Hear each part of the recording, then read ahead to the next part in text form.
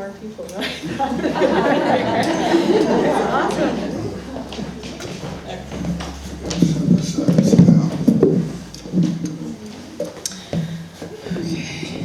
It's awesome.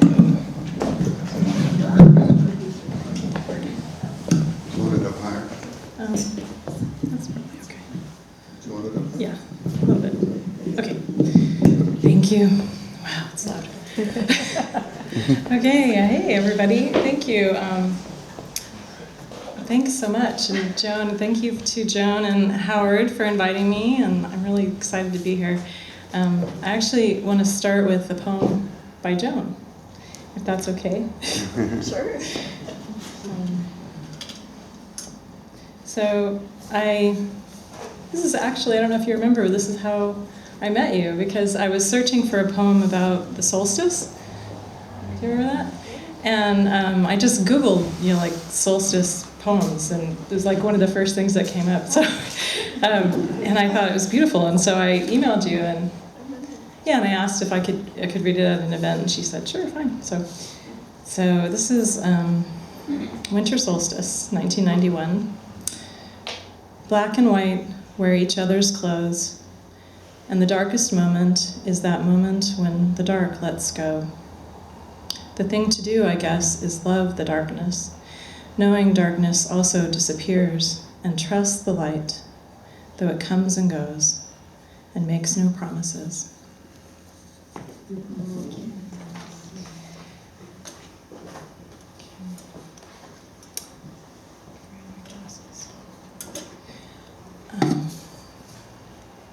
So I think about this time of year, a lot of times I feel like it's a great time to let things go.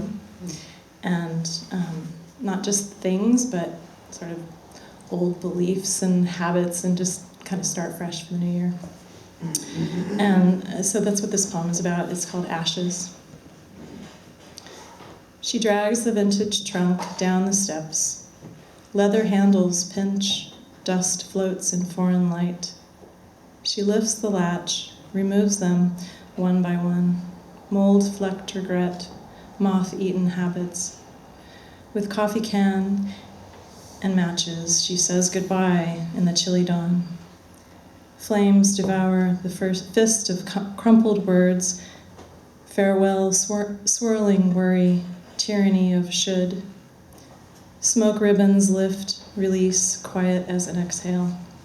Embers advance up, down, around, curled corners, ragged militia seeking hidden remnants, until nothing is left but a gray rose, opening in a stir of fresh air.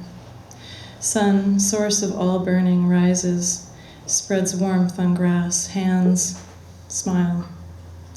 The trunk now holds autumn leaves, red and gold reminders of fire, faith, weightless joy.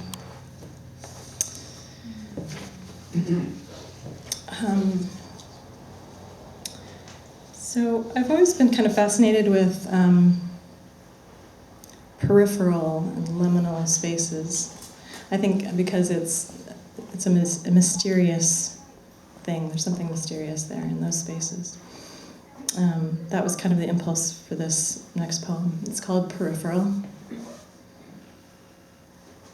Was that a mouse, that brown blur by the piano, the dusty stack of books? Was that a cloud passing over the sun just now? And why do empty shoes produce such aching? Why, as a child, did I cross my fingers passing the elms? Luck? Protection? Some secret game? And why, on that teenage summer night, flying in a van like a magic carpet, doors open, did something vanish, some nameless joy? I'm walking backward down a long hallway, bumping and stumbling, passing and being passed. I'm looking down and see the floor flowing away, my feet walking in place. Will it be like falling or dissolving in the end? Will that nameless thrill return, careening, swift as light, to meet me?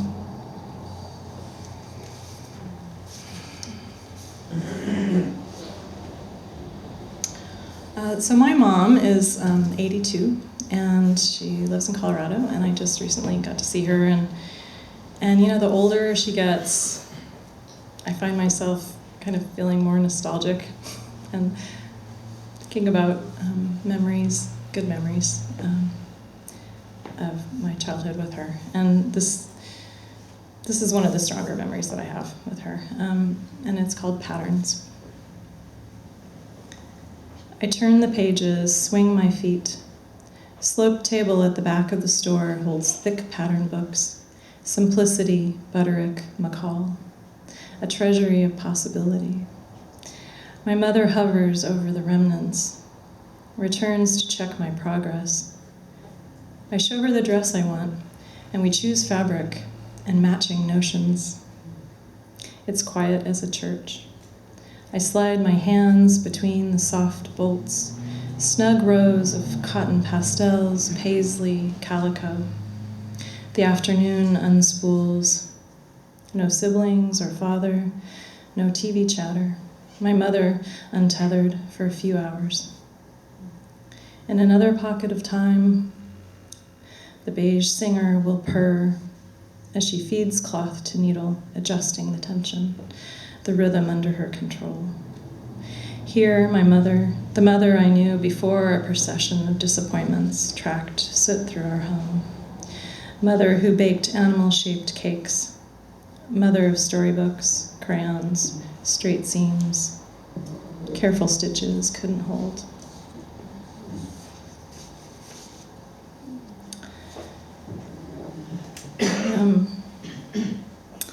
So when the Roseburg shooting happened, I was in the middle of just starting a class. Actually, Jenny was in that same class.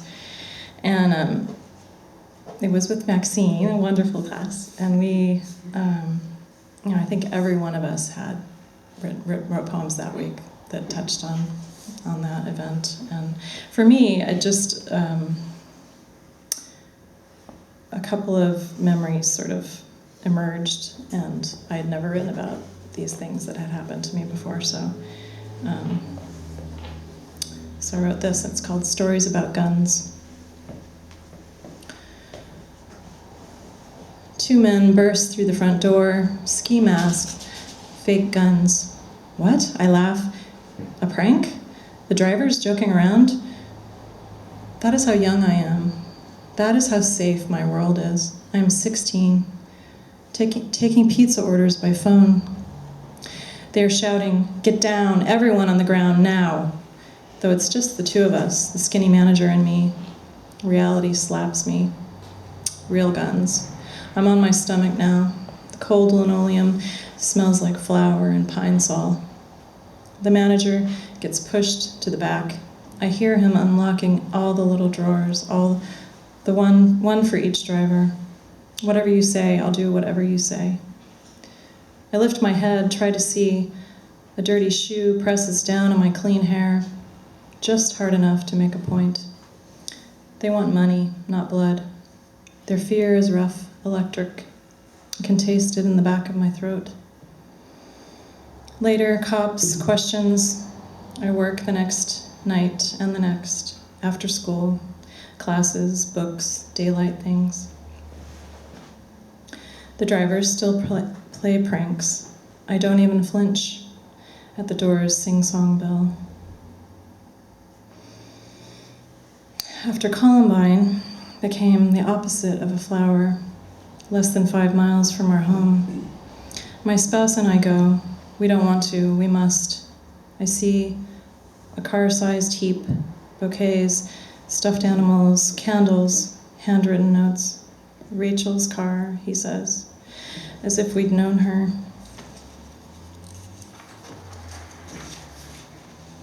Not just her smile on the front page. As if we'd heard her voice, hoped things for her like our own child. We turn to each other, cling, sob. Overnight, news vans have sprouted like fungus, and with them, reporters wielding cameras, microphones.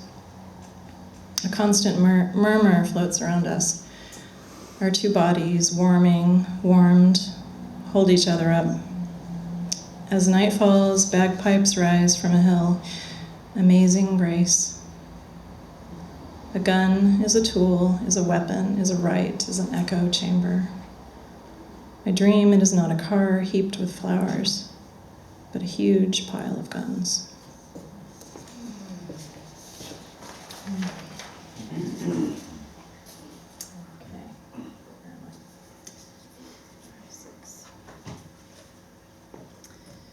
Okay, I'm going to read something from this chapbook. It's How to Love Everything. And this was put together by the Red Sofa Poets, the critique group I'm in. And there's some on the back table there. This is called, is this the right one? The Shock of Freedom. It's surprising to me sometimes where the spark of a poem comes from, and it can really be from anywhere. And this came about after I watched the movie 127 Hours. I don't know if anyone's seen that.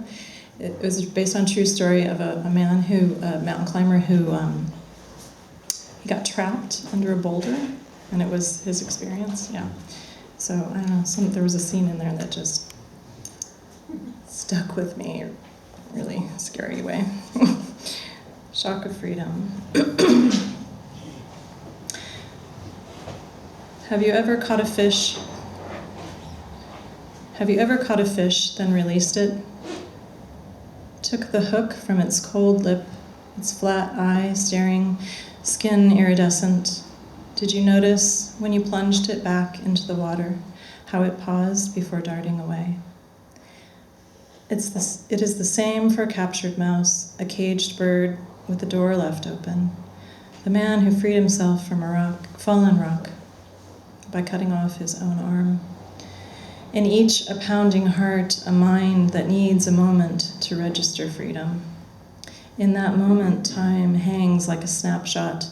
Something outside of thought touches us into wonder. We stand on a threshold of darkness and light, self and other, doing and being. It's that place on the playground swing at the top of the arc before gravity catches up. Chains slacken, and for a second, we float.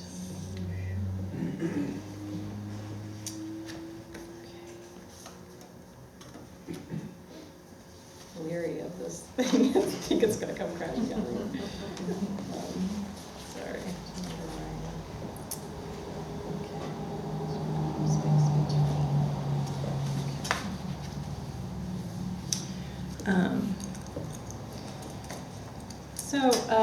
This past spring, I had a little bit of a scare with my little heart thing that happened, and I'm fine now. I'm okay, but Sam knows about it. He's keeping an eye on me, it was just a real eye opener. So I wrote a poem about it, of course, because that's what you do. This is the space between. Color-coded wires connect me to machine. Read my rhythm, feed the graph. The plump nurse has skin like a peach. When she leaves, I try to catch her eye. My blouse, purse, bra in your lap. Your lips pressed into a straight line. The wires can't translate. You take a slow breath and remind me how old my father was when he died of a heart attack. You cradle each word like an egg fallen from a nest.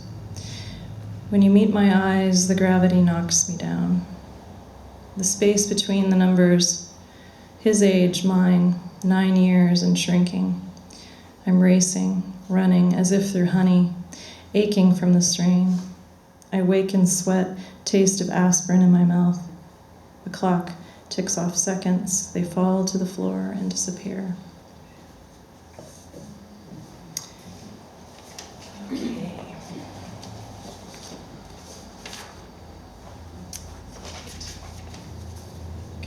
So I mentioned Maxine's class or workshop or whatever it's called. And this poem actually I wrote not this year but the year before, and it was kind of when Claudia Rankin's book just came out, Citizen, and Ferguson had just happened, and we were sort of encouraged to. I'm actually really grateful that I was encouraged to write about this topic, because I kind of previously considered it to be just way too daunting. So this is called Color Theories. It starts with an epigraph. When you're talking about light, white means all colors and black is the absence of color. But if you're referring to paint, then white is no color and black contains all the colors. Key The first time I heard the word colored, kindergarten, and I expected a person covered in rainbows, an exotic parrot. When I dated a black man, my mother said, "Maybe I don't want a little coffee in the cream." This from someone who swore race didn't matter. A friend tells me she likes her chocolate-colored skin, likes being brown.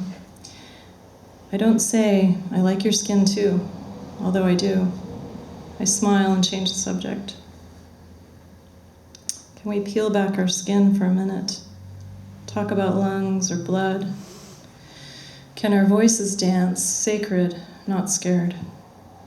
I want words that bridge and balm, words as sugar for coffee and cream, words like us that contain the absence and the all.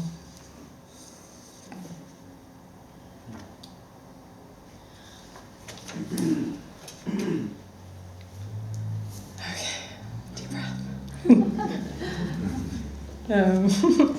Let's see. So, How to Love Everything. I'm really excited that my poem is the title of the book. So I'm going to read the title poem, How to Love Everything. Of course, I need my glasses again.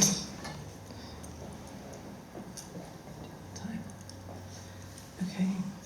This begins with an epigraph as well. If you love everything, you will perceive the divine mystery of things. Fyodor Dostoevsky. Jesus loved beggars, lepers, every fish in every ocean.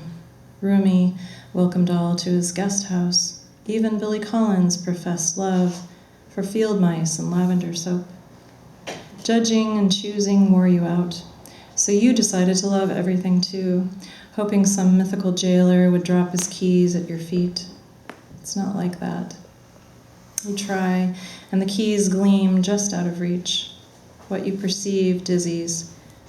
The day undresses before you, reveals its scars and bruises, its malleable strength. You build hundreds of sandcastles, each with a tiny white flag. Okay, and I have one more poem to read with you.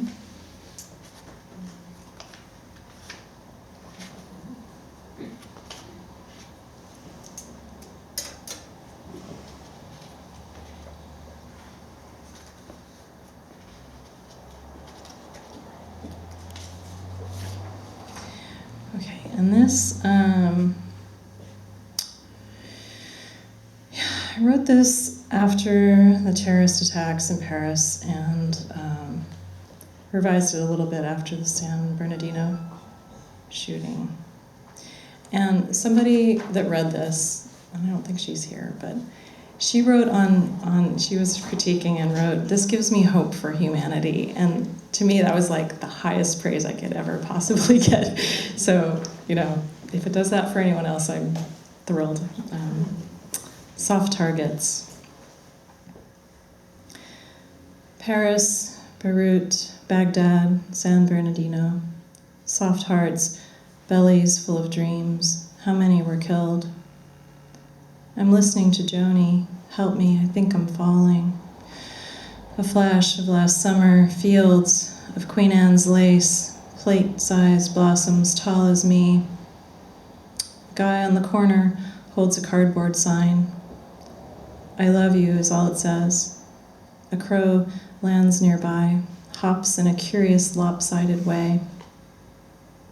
There are people whose mission is to bring on the apocalypse. There are people whose mission is to make refugees laugh. Clowns without borders. Yes, it's true. I stagger through this world like that lopsided crow. Last night I dreamt of marigold seeds, packets I must share. How I will divide them, where I will leave them, over and over, seeds returning, the need to give them away.